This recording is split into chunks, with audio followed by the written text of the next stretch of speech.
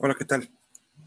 Yo les voy a hablar acerca de algunos de los agentes de enfermedad más importantes que encontramos en el consumo de pescados y mariscos. Es una plática que está armada para contemplar no solamente los microbiológicos, está también la parte eh, de residuos tóxicos, en la cual no voy a detallar. Algunos tienen que ver con cuestiones microbiológicas y por eso los he dejado. Es una plática que en principio fue elaborada como parte de trabajo de maestría de Carmen Inga Pimentel Domínguez y de Eric Cristian, así se escribe, Flores Salazar, hace un par de años para un evento en el que participaron y que, bueno, yo he ido adaptando con el tiempo para fines de difusión del tema y demás. Entonces, yo espero que las de ustedes no sean tan largas como la mía. Simplemente es para que vean un poco el modelo de qué es lo que tendríamos que abordar, no necesariamente todo lo que yo veo aquí. Y me quedo con este tema porque de los otros temas de carne, huevo, leche, de alguna forma están ya cubiertos por todos ustedes. Entonces, bueno, comenzamos. Hoy voy a hablar un poco de pesca y captura, producción acuícola, problemas de salud y formas de prevención y control, así como las conclusiones. La tendencia a la producción acuícola y la captura de pescados y mariscos en los últimos tiempos va a la alza. En amarillo vemos cómo era la captura y producción desde hace 70 años, cómo ha ido evolucionando, y en esa delgada línea azul es por encima es la producción acuícola. En los últimos tiempos ya prácticamente alcanza el 50% de la producción acuícola y pues ya se llegó a un límite con respecto a la captura, por lo tanto la producción va en aumento. Y eso de alguna manera es bueno porque no se impacta ecológicamente tanto como con la captura.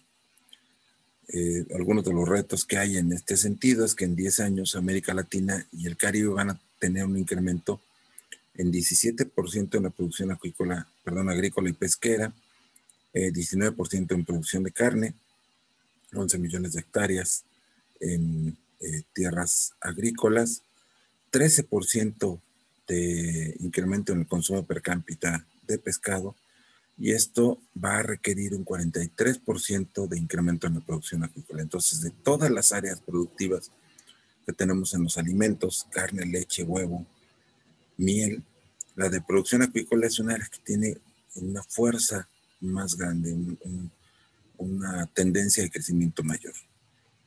Bueno, el concepto, y aquí están los aspectos generales que yo les mencionaba, el concepto de enfermedades transmitidas por alimentos los define Codex Alimentarius como síndromes originados por ingestión de alimentos o agua con agentes etiológicos en cantidades suficientes para afectar la salud de los consumidores, cuyos principales síntomas son diarrea, vómitos, náuseas, dolores abdominales, dolores musculares, dolores de cabeza y fiebre.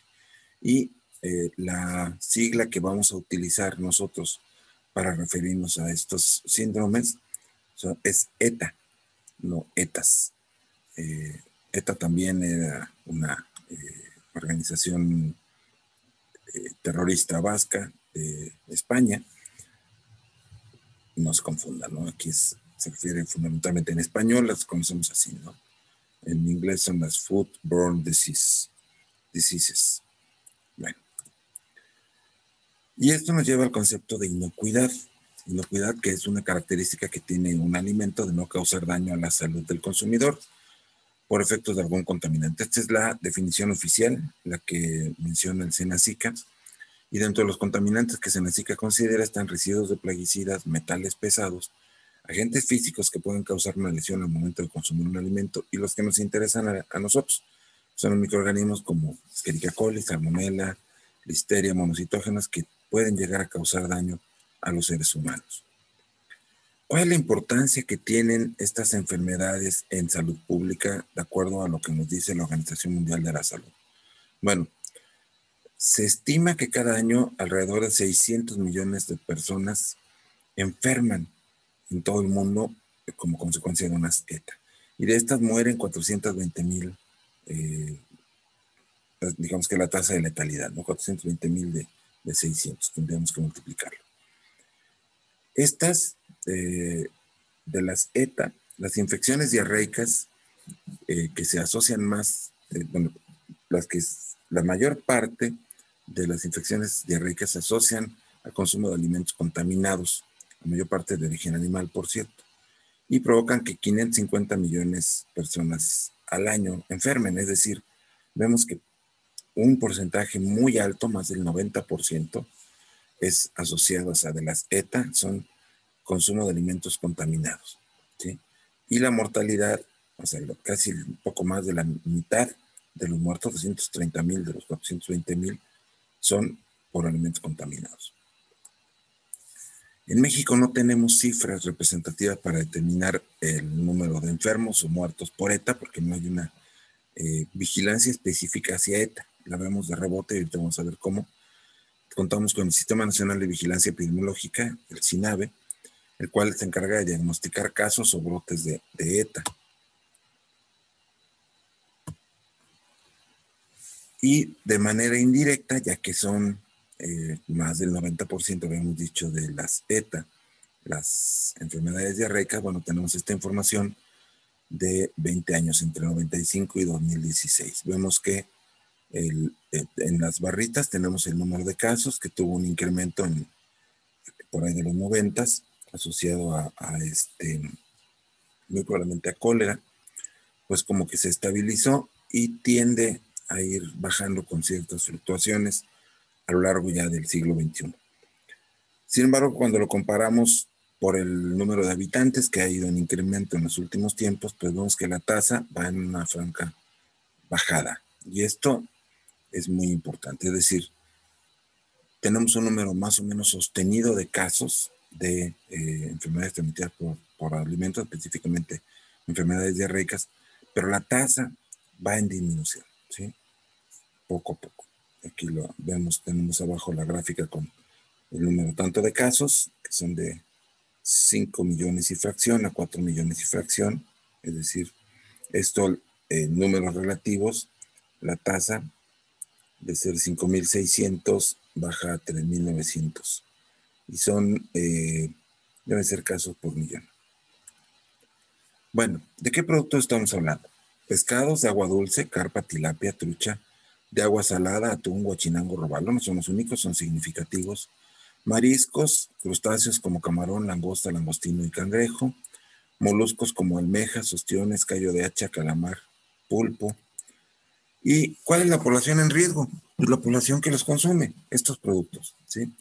Pero particularmente los que consumen producto fresco. Esta es la similitud que tienen estos productos. Aquí tenemos pescados, mariscos y moluscos. En este caso es sushi, que está cada vez más de moda comerlo, y es pescado crudo.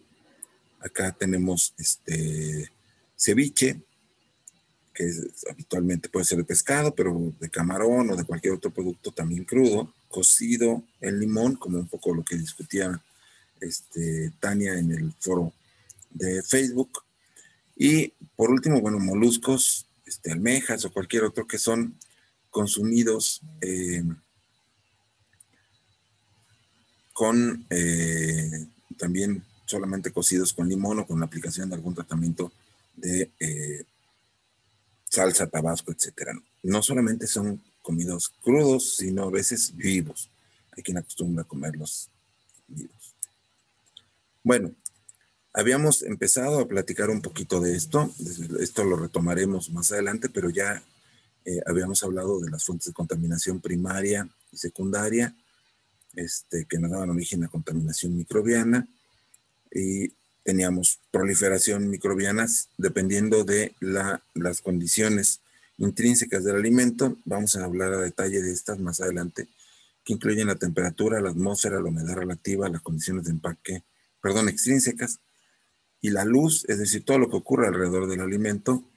Y dentro de los factores intrínsecos, vamos a hablar a detalle de ellos, el AW, un índice, el pH, que sabemos que es está asociado con la acidez que está abajo, pero la acidez normalmente se refiere a la medición de algún ácido específico. Por ejemplo, en el caso de la leche se mide el ácido láctico por gramos por litro.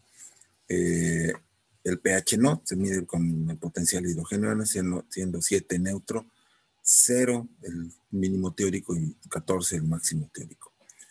14 es alcalinidad, 0 hacia 0 sería acidez. Bueno, el potencial oxidorreducción, que tiene que ver también con que si son con la presencia o no de aire, pero también la presión atmosférica y algunas otras cuestiones ahí que ya veremos también más adelante. Composición del alimento, que ya vimos en la sesión pasada. Flora o microbiota competitiva, es el término más correcto. Presencia de inhibidores naturales y aditivos. Todos estos componentes los vamos a ver más adelante a detalle. Y esta proliferación microbiana va a dar origen a dos cosas fundamentalmente. Una, la descomposición del alimento, y la otra, el daño al consumidor. La descomposición y el daño, aparte de lo que causan directamente en el producto o en el consumidor, van a tener repercusiones económicas a la salud o a la producción, a los costos. Bueno, y ahora no avanza. Ahí está. Bueno, cuando hablamos entonces de microorganismos, pues hablamos de infecciones bacterianas. Aclaración, evidentemente no son así las bacterias, esto es solamente con fines ilustrativos, una imagen con fines ilustrativos. Y dentro de estas vamos a ver las principales. Voy a verlo muy rápido, la presentación la van a tener ustedes para que la revisen con calma, pero si vemos esto a detalle nos vamos a echar 2 horas. Entonces lo vamos a ver en todo, no quiero que la presentación dure más de media hora y ya llevo 12 minutos. Bueno, ¿cuál es de las principales? Aquí van a encontrar FC, que es fuente de contaminación, DI, que es dosis infectante, periodo de incubación y signos, ¿sí? O síntomas, porque en este caso sí aplican. Esto voy a hacer una serie de diapositivas que están iguales. Y entonces el vibrio, ante contaminación natural y agua del medio contaminada, la dosis infectante, periodo de incubación, y encontramos los signos de diarrea acuosa y profusa, agua de arroz, vómitos, dolores abdominales. No voy a entrar en detalles en esto, porque en cada diapositiva está escrito, y aquí lo que nos interesa fundamentalmente es que si son signos digestivos o nerviosos, o bueno, sistema nervioso central, o sistémicos, depende, ahorita vamos viendo qué es lo que encontramos. La gastroenteritis por otro vibrio, que es vibrio paramolíticos, muy parecido en todo lo demás. El periodo de incubación puede ser más corto y estos son los signos un poco diferentes. Y también voy aquí, aparece cuál es parte de esa fuente o de la fuente, digamos, de contaminación para nosotros, para los seres humanos. Vibrio unificus es otro vibrio. Este es más bien en mariscos. Periodos de incubación 7 horas a 3 días. Aquí vamos a encontrar algunos otros signos como hipotensión, escalofríos, náuseas, hipotensión y fiebre. Plesiomonas también causa enteritis. Diarreas por aeromonas, entre ellas aeromonas hidrófila. Listeriosis, de incubación 3 a 70 días. Aquí encontramos ya hasta meningitis y encefalitis y aborto como signos adicionales. Fiebre tifoidea, que esta muy probablemente la van a encontrar ustedes en otros de los productos de los que van a platicarnos. Salmonella tifi y Salmonella paratifi, fiebre tifoidea y paratifoidea. Encontramos dolor de cabeza, fiebre, náuseas, vómitos, estreñimiento, dolor abdominal, manchas rosadas y heces con sangre. Shigella, curiosamente, de origen humano, regresa, se contamina, el agua está contaminada, encontramos en camarones o en algunos otros productos, la presencia regresa al humano y produce todo esto. Yersinia enterocolítica, también la encontramos no solamente en pescados y mariscos, sino en otras especies, produce dolores similares a la apendicitis. Gastroenteritis por E. coli patógena, tenemos la enteropatógena, la enteroinvasiva, y hay otras 4 clasificaciones importantes de E. coli, pero en pescados y mariscos estas digamos que son las más frecuentes, asociada a agua del medio contaminada, es decir, cuando utilizamos o cosechamos productos que provienen de zonas en donde hay desembocaduras de los ríos, o por malas prácticas de higiene que tienen que ver hasta con el hielo que vamos a utilizar, el agua para limpiar las manos de los manipuladores. En infecciones virales, afortunadamente, tenemos muy pocos virus, pero ninguna de estas enfermedades virales son de las que padezcan o vengan prácticamente de origen del producto de pescados o mariscos. Pero sí se ha encontrado asociación, parte también un poco de lo que discutíamos en el foro de discusión de Facebook.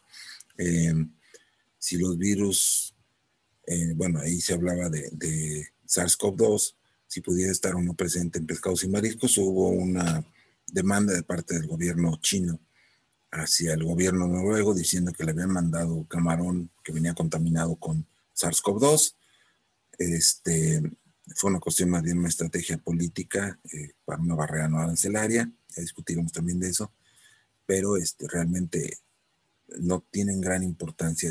Hepatitis, o casi todos los virus que se llegan a presentar, es porque hay una contaminación de malas prácticas de higiene de parte de los manipuladores de alimentos. Casi siempre ese es el origen. El virus Norwalk, norovirus, que tiene la capacidad de infectar con una dosis infectante muy baja, o sea, no requiere que haya grandes cantidades de virus. Este es uno de los problemas de este virus, con las mismas condiciones o similar a lo que mencionamos antes de hepatitis. Y algunos otros virus pequeños como rotavirus y parvovirus, dosis infectantes un poquito más altas aproximadamente, también asociados a agua contaminada o malas prácticas de higiene. Infecciones parasitarias, aquí sí es muy importante esto en materia de productos de la pesca. Tenemos anisakis, que es una de las parasitosis más importantes. Hay un ciclo en donde vemos que es un padecimiento realmente marino entre mamíferos marinos y algunos crustáceos y otras especies de peces en donde se va desarrollando la larva. Los principales causantes son Anisakis simplex y Pseudoterranova decipiens.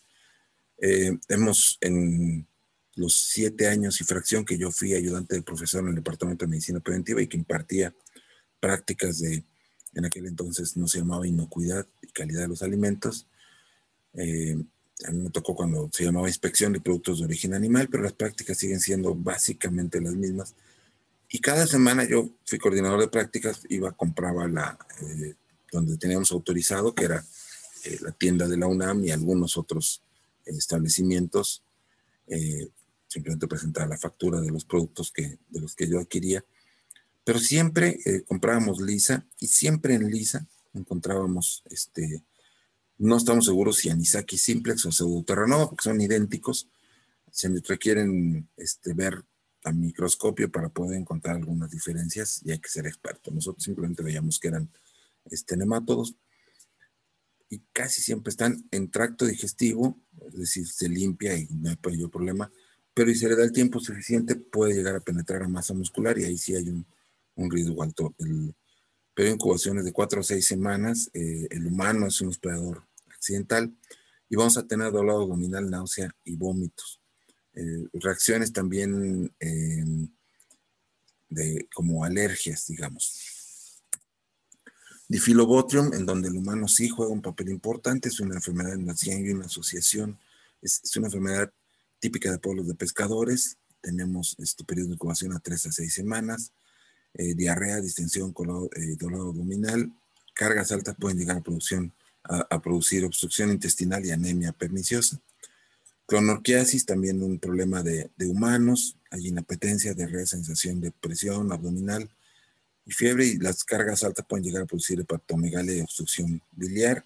Vemos que están involucrados sobre todo, bueno, aquí vemos moluscos, pero también vemos las cercarias que se liberan y van a dar a los pescados, que son los que nosotros consumimos y la forma en que nos infectamos y desarrollamos el adulto. Opistorquiasis, inflamación de conductos biliares que llega a producir un colangiocarcinoma. Paragonomiasis, produce tos crónica, dolor torácico, disnea y fiebre asociado a consumo de crustáceos. Y bueno, vemos que hay una norma, la norma 242 de la Secretaría de Salud, para productos de la pesca frescos, refrigerados y congelados, y que tiene estas especificaciones sanitarias, ¿no? Para coliformes, vemos para pescados y crustáceos, moluscos, bivalvos y cefalópodos, estos números, 400 número más probable, 230 en 100 gramos de carne, y líquido barbar, y 230 también como número más probable. Para Vibrio cholera nos piden ausente en 50 gramos, ya hablaremos más adelante de si esto es posible y si eso no es absurdo, pero así lo pide la norma. Salmonella ausente en 25 gramos, también platicaremos de eso. Vibrio parahemolíticus, 10.000 número más probable en moluscos, bivalvos y crustáceos. Vibrio vulnificus ausente en 50 gramos y Listeria monocitógenas también ausente en 25 gramos. Esta es la normatividad para bacterias. Para parásitos, no más de 2, whatever that means, 2 huevos, 2 proglótidos, 2 parásitos, así dice, no más de 2 por cada kilogramo de pescado. La misma norma, ¿sí? Y bueno, intoxicación alimentaria, no voy a profundizar en esto, insisto, porque no es el objetivo de nuestra asignatura, pero lo vamos a ver rápidamente. Simplemente pensemos que hay toxinas que son causadas por microorganismos, que es lo importante para nosotros. Algunas vienen de plantas y otras de animales. Tenemos micotoxinas, ficotoxinas, ictiotoxinas y toxinas bacterianas. Y sustancias tóxicas como tales que pueden proceder de plaguicidas, de metales pesados o de fármacos que se hayan aplicado. Entonces, estamos hablando de toxinas preformadas o de una sustancia tóxica. Esto es quizás de lo más importante. Hay esto que se conocen como los FAN, los florecimientos algales nocivos, que generan ficotoxinas, dentro de ellas la saxitoxina, la brevetoxina, el ácido domoico, el ácido cadaico y los asaspirácidos. Entonces tenemos fitoplancton tóxico, florecimientos algales nocivos y las fitotoxinas. Hay una época donde se presenta más por la temperatura, sobre todo, y por la abundancia de materia orgánica en el medio. Producen las famosas mareas rojas, que aquí las vemos de este lado, y tenemos en México 157 especies detectadas de fitoplancton, del cual 45 son tóxicas, es decir, no más de la tercera parte, afortunadamente. Estas son algunas de las intoxicaciones que se pueden dar en moluscos, bivalvos, saxitoxinas por intoxicación paralítica por mariscos, PCP, brevetoxinas, ácido domoico, ácido cadaico y asaspirácea. Las ictiotoxinas son las que proceden directamente de pescados y tenemos 3 principales, que son la ciguatoxina, la tetrodotoxina y la escombrotoxina.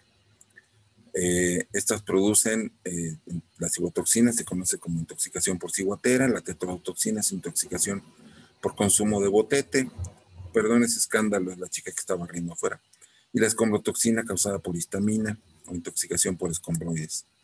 Aquí tenemos un mapa de dónde encontramos estas toxinas o dónde se han identificado en nuestro país. Usted lo puede revisar con calma. Tenemos gasterópodos, carnívoros y excavadores. Tenemos, este es más o menos como se da el ciclo.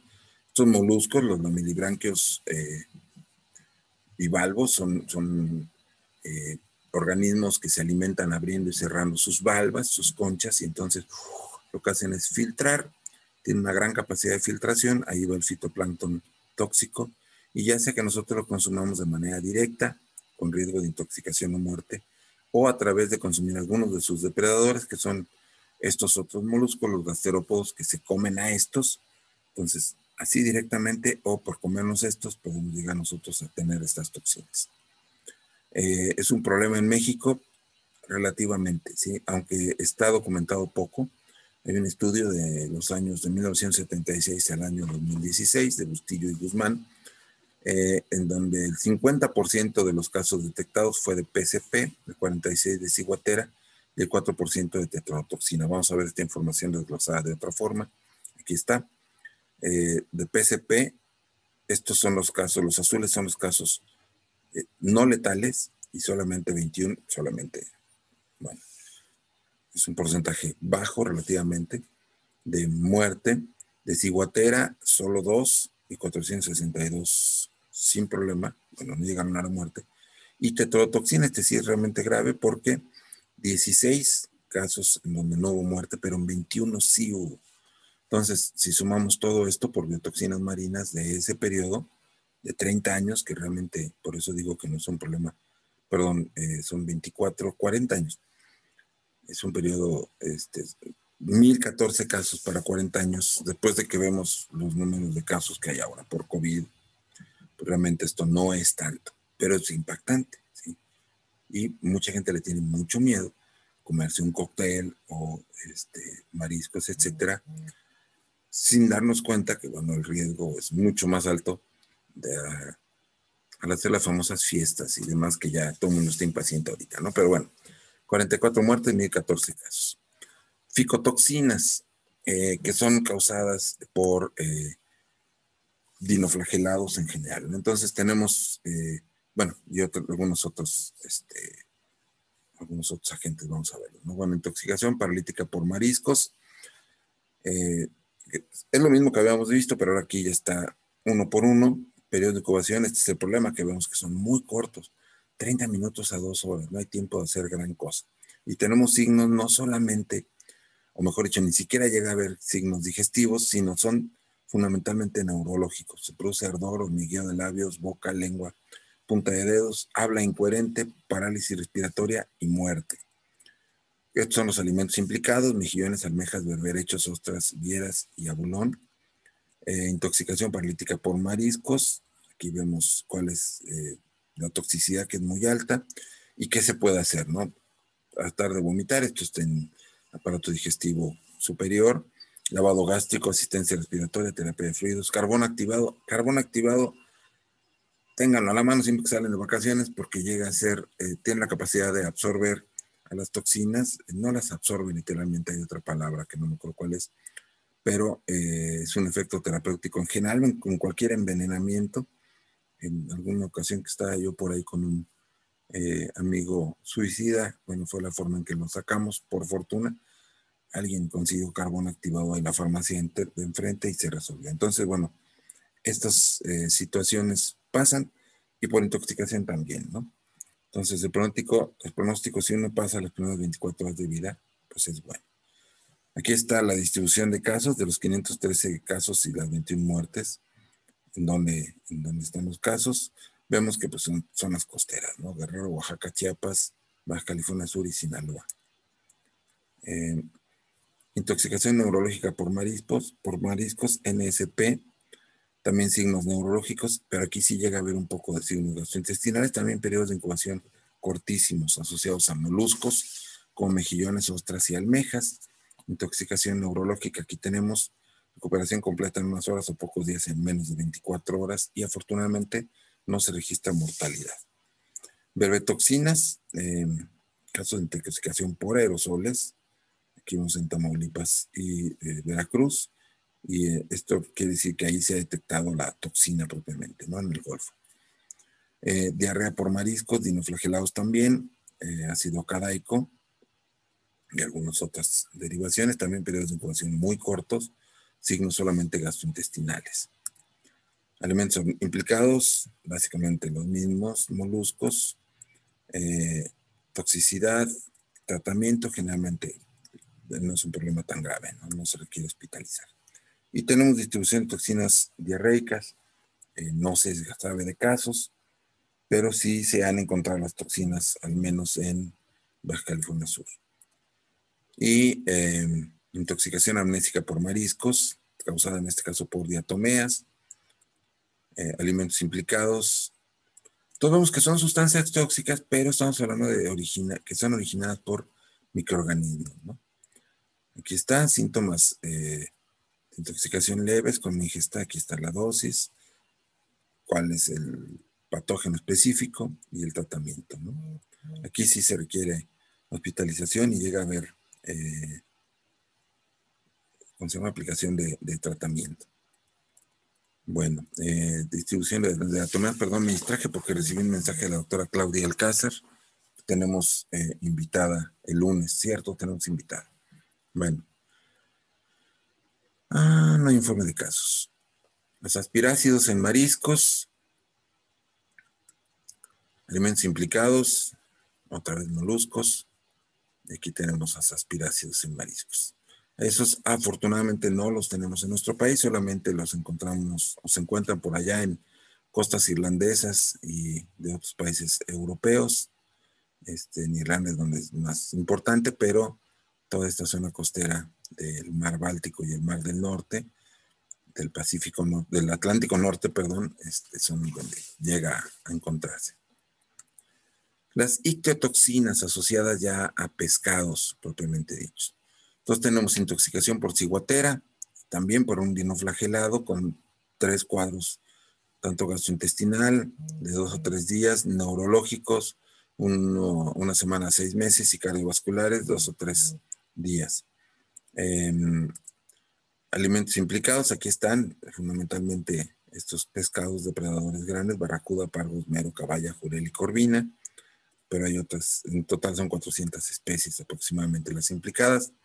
Intoxicación por ciguatera, donde se requiere lavado gástrico y carbón activado, tratamiento con manitol y no produce un riesgo alto de muerte. Tenemos aquí la distribución de los casos, son 464 casos, Baja California y la península de Yucatán fundamentalmente, y donde se ha detectado la cigotoxina, así que ahí está, en los mismos lugares. Intoxicación por consumo de botete, este es causado por bacterias asociadas a, producen la tetrodotoxina, que se llama así porque procede del pez globo, que son los tetradóntidos, entre 10 minutos y 3 horas, hormigueo de labios y lengua, parestesia facial, palidez, y puede haber muerte entre 4 y 6 horas.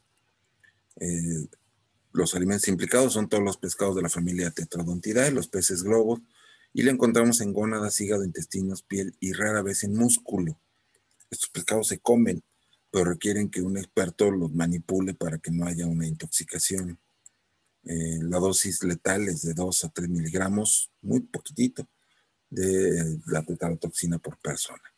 Se requiere tratamiento de apoyo, asistencia respiratoria, el pronóstico es bueno si las víctimas sobreviven las primeras 24 horas.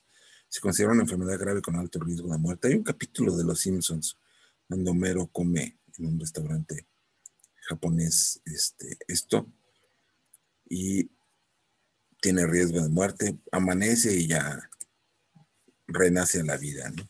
Bueno, esta es de las que decíamos que de los 37 casos registrados, pues 21 han terminado en muerte, es decir, la tasa de letalidad es muy alta, ¿no? Del 50%.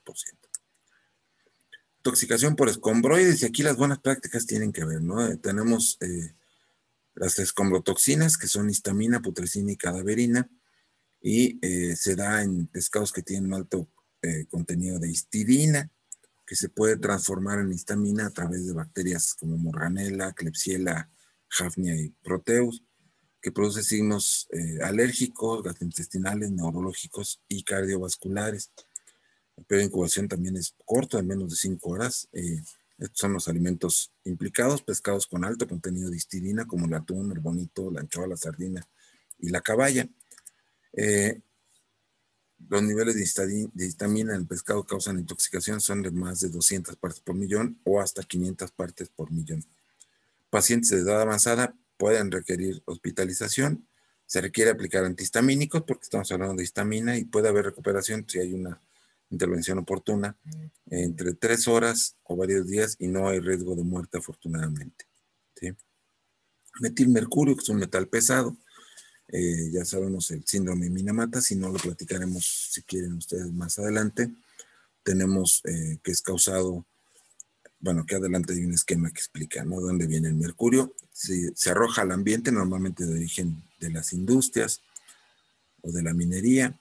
El mercurio en sí, como tal, es inerte, pero una vez que llega y está en contacto con las bacterias lo pueden utilizar. Forman una molécula orgánica que se conoce como metilmercurio. Este metilmercurio entra, por ser orgánico, ya en las cadenas tróficas, y desde moluscos, crustáceos pueden empezarlo a adquirir, puede llegar a pescados, y mientras más alto se está en la cadena alimenticia, pues hay una mayor concentración y hay un mayor riesgo de que, por ejemplo, lo consumamos nosotros. El síndrome de Minamata se dio en la bahía de Minamata en pescadores que consumían moluscos de estos bivalvos, que de los que decíamos que eran filtradores, concentran grandes cantidades de metilmercurio, y entonces al basar la dieta en esto, pues se produjo un brote por ahí de los años 50, 60 y 70. Finalmente se logró demandar a la compañía farmacéutica que estaba, química, la industria química que estaba ahí, y que fue la causante de este problema, ¿no? Que no querían aceptar la responsabilidad. Pero también se da en otras zonas y no solamente asociada al consumo de pescados. Aquí están los grandes depredadores, que son los más asociados habitualmente, ¿no? La dosis letal es de 60 a 90 miligramos por kilogramo de peso. Pero se puede tener una tolerancia, no quiere decir que no podemos comer atún, todo esto, pero nos recomienda la OMS tener una ingesta semanal tolerable provisional de 1.6 microgramos por kilogramo. Entonces, esto traducido ya a cuánto puedo consumir, la propia OMS dice, de preferencia no consumir más de 2 veces a la semana este tipo de pescados, el atún, la sardina y demás, ¿sí? Bueno, aquí hay algunos métodos para análisis en alimentos que no vamos a hacer porque nosotros no estamos haciendo toxicología, simplemente están ahí referidos. La norma que lo regula es la misma, la 242. COFEPRIS es el responsable del Programa Mexicano de Sanidad de Moluscos Bivalvos. ¿Y cómo podemos prevenir y controlar todos estos problemas que hemos mencionado? Bueno, en el caso de las ficotoxinas, la Autoridad Sanitaria de Estados Costeros, como COFEPRIS, Semarnat, Semar y SADER, tienen que trabajar de manera coordinada con estas autoridades, desarrollar planes de contingencia para el control de biotoxinas marinas en las zonas costeras en donde se presentan estos, y a partir de esto diseñar planes de muestreo en agua y moluscos, que son donde se identifican y se empiezan a concentrar más, detectar ¿cómo se llaman? Los florecimientos algales nocivos, las ficotoxinas, ya sea de manera semanal, quincenal o mensual. Esto va a ser más frecuente dependiendo de la zona o de la época del año, en la que nos encontramos. Marzo a junio, habíamos dicho, es donde más se presentan. Si los hay, cerrar las zonas afectadas, la playa no se puede usar, bandera roja. Establecer veda sanitaria para el consumo de estos productos específicamente en la zona. Informar a la población a través de medios de comunicación, verificar establecimientos y retirar el producto de los puntos de venta. Debido a que se corre el mismo riesgo si los moluscos se comen crudos o cocidos, es importante no consumir bivalvos. Aquí da igual si es ceviche o si es pescado frito. No, estas toxinas no se destruyen con la temperatura. Y vemos que pues sí ocurre, ¿no? Esto es del 2016, pero ustedes se pueden poner a buscar datos y van a encontrar que hay vedas en zonas literales por marea roja en diferentes épocas. Bueno, la ciguatera, evitar consumo de pescados de arrecifes o de peces capturados en zonas donde esté presente la toxina, principalmente barracudas, pargos, guachinangos, melos y cabrillas, y evitar el consumo de vísceras, como el hígado y gónadas de pescados de arrecifes. Para la intoxicación por escombroides, mencionábamos que este estaba asociado a buenas prácticas. Aquí es muy importante, se capturan estos pescados y hay que conservarlos, la cadena fría, a temperaturas entre 0 y 4 grados centígrados o de congelación de menos 18 grados centígrados, porque las bacterias comienzan a transformar la histidina en histamina a partir de los 10 a 15 grados centígrados. Hay que tener manipulación higiénica del pescado después de la captura para que no haya contaminación con bacterias que puedan transformar esta histidina en histamina. Y otra vez, si ya se produjo la toxina, la cocción, el enlatado o los tratamientos térmicos no la destruyen, porque es importante el manejo previo al procesamiento propiamente dicho. Los tetradóntidos, consumir carne de pez globo en establecimientos donde sea procesado y preparado por personal capacitado para eliminar las vísceras y reducir el riesgo de contaminación de la carne. ¿Sí? Aquí tiene que ser un chef, un maestro. El fugu se prepara y se vende en restaurantes especiales donde el personal está capacitado y certificado para extraer cuidadosamente las vísceras por la presencia de estas toxinas. ¿Sí? Intoxicación por mercurio, monitorear los metales pesados en las zonas de captura, determinar las zonas seguras de captura. Aquí están las recomendaciones: máximo 350 gramos, 2 raciones a la semana de pescados y mariscos que tengan bajo contenido de metilmercurio. Seleccionar y consumir especies de bajo nivel, como camarón, atún claro, enlatado, el salmón, el abadejo, el bonito, el boquerón, sardinas, bagre, tilapia y trucha. El atún normalmente puede tener niveles más altos, ¿no? Curiosamente, el consumo de delfín en países como Japón se redujo gracias a que se identificó que el delfín, por ser predador de atunes, tiene niveles y concentraciones de mercurio todavía más altas. Entonces, insisto, mientras más altos estamos en la cadena alimenticia, pues la concentración es mayor. Evitar el consumo frecuente de pescados grandes, ¿no? Tiburón, pez espada, atún rojo grande y caballa gigante. Aquí, como va incrementándose esta presencia de mercurio conforme vemos la especie, y de plano desaconsejable consumir aguja, tunus, caballa, tiburón y pez espada. Sí lo podemos comer ocasionalmente, pero no hacerlo parte de nuestra dieta semanal y mucho menos diaria. ¿Sí? Medidas preventivas tienen que ver con, ya lo veremos un poco, Semarnat, Senacica, COFEPRIS, Salud, Secretaría de Industria y Comercio, Profeco, que ahora está actuando con los quesos que no son quesos, etcétera, ¿sí? A partir del Sistema Integrado de Inocuidad Alimentaria.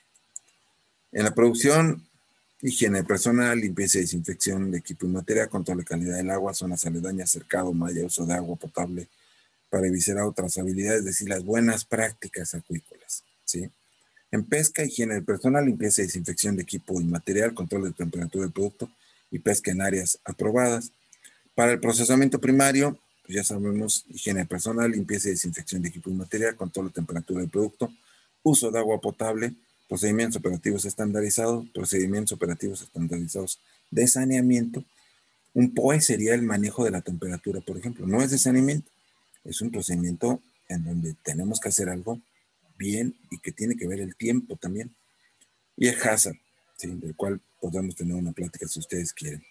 Y trazabilidad, que es muy importante para saber el origen y procedencia de todos los animales, de todos los productos, ¿no? Andan por ahí ya los tamales oaxaqueños.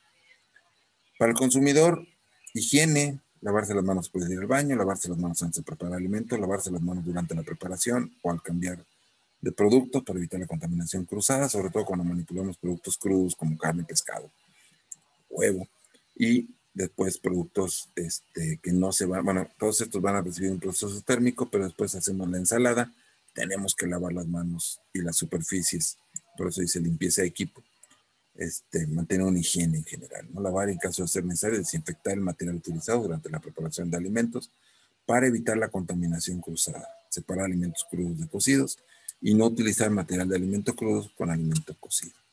Uso de materias primas seguras, utilizar agua potable, elegir materias primas seguras, temperaturas adecuadas. ¿Cuáles son? En pescados